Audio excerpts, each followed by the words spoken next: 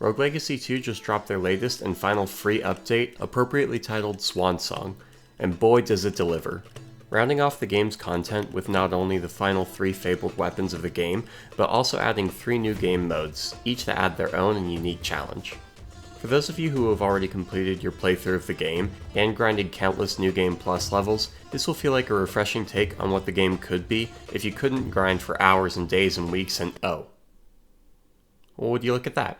But if you're anything like me and can never keep a file in your saves longer than a couple of hours, then this is a great form of replayability. With True Rogue mode, you are given the option of 30 different starting characters, each one with the same 2 traits, True Rogue and Contrarian. The former being a buff that turns all gold, aether, and ore into experience, which converts into bonus resolve, and the latter randomizing your weapon, talent, and spell. In this fast-paced game mode, you are shot into the truest sense of what this game would be like if it was a pure, raw roguelike. With more difficult enemies, hazards, and not to mention the buffed bosses, you are given a single life to play through 4 unique zones, finishing off with a final Jonah and Cain fight to end your journey. This wouldn't be complete, however, without an absurd amount of randomness.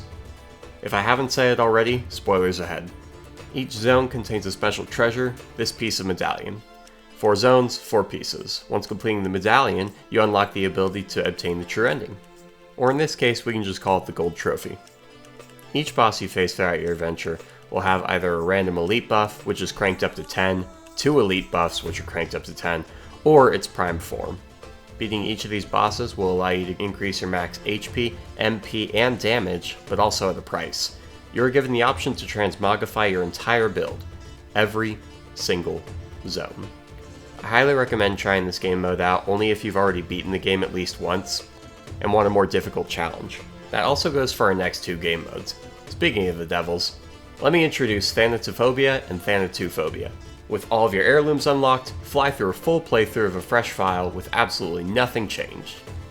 Yep, nothing's different.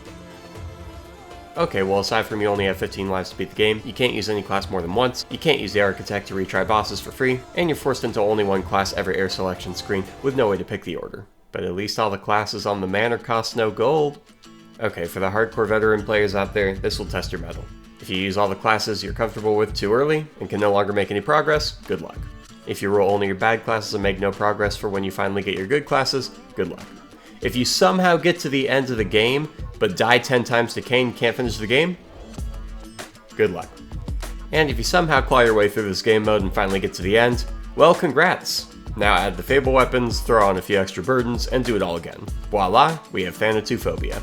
In all seriousness, this release has added far more replayability to a game that I already dearly loved. I'm so excited to see the new life that's been given to it, the dedication to their community, and the constant heart they put into the game to innovate ideas that they continue to bring to light is truly inspiring.